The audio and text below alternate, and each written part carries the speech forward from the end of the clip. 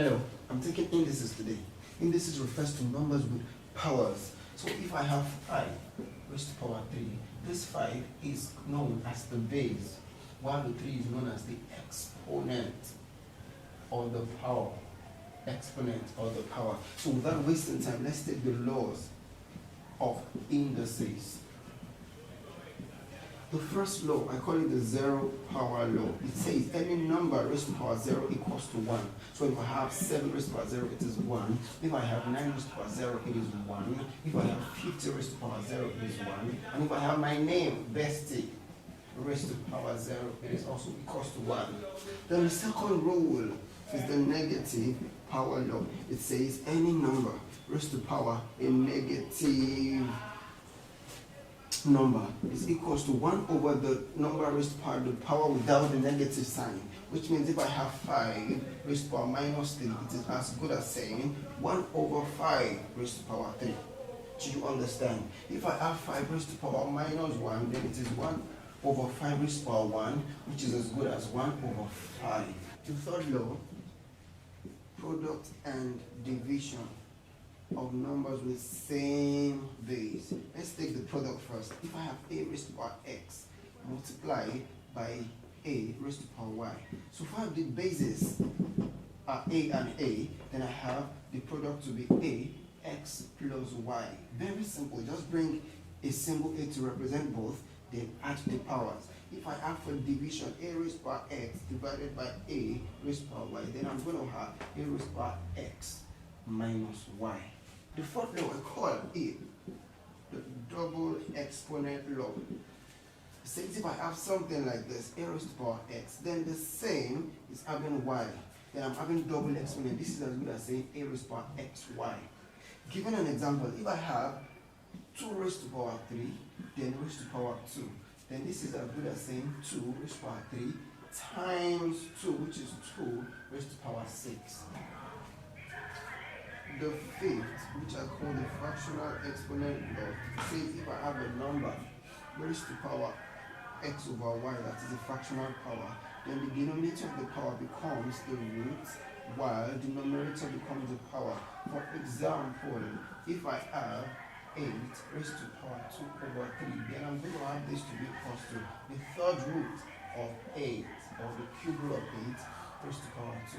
The cube root of 8 being 2 is 1, so I have this as 4. So let's take some examples. Look at this very simple example.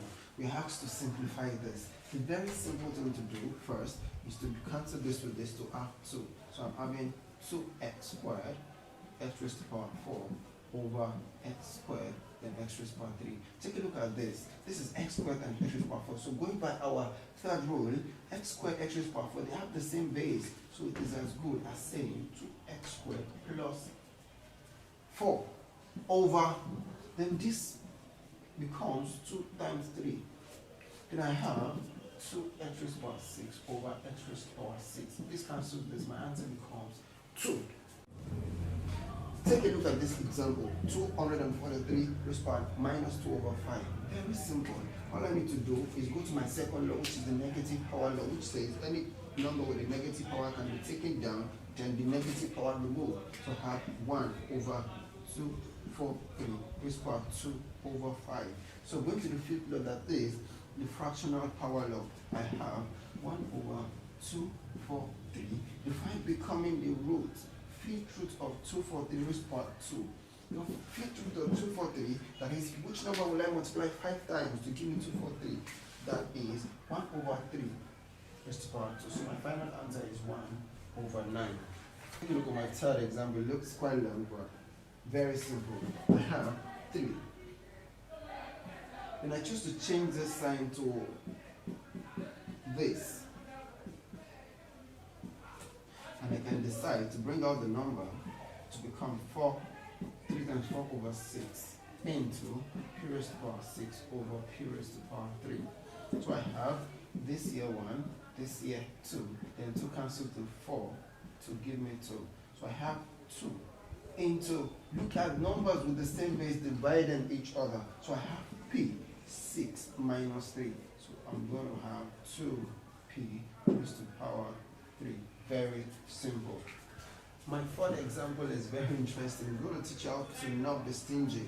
Look at this 2 outside this bracket. That means, please take note, that means this 2 belongs to everything in the bracket. So how do I start this? I start by saying 5, which had no original power, raised to power 2, then v raised to power 2 over m raised to power 3. Because the m had a power before, when I multiply by 2, you are not adding, you're multiplying. So this gives me 25 v squared over m raised to power 6. I can choose to take the m upstairs, and I have 25 v squared m raised to power minus 6.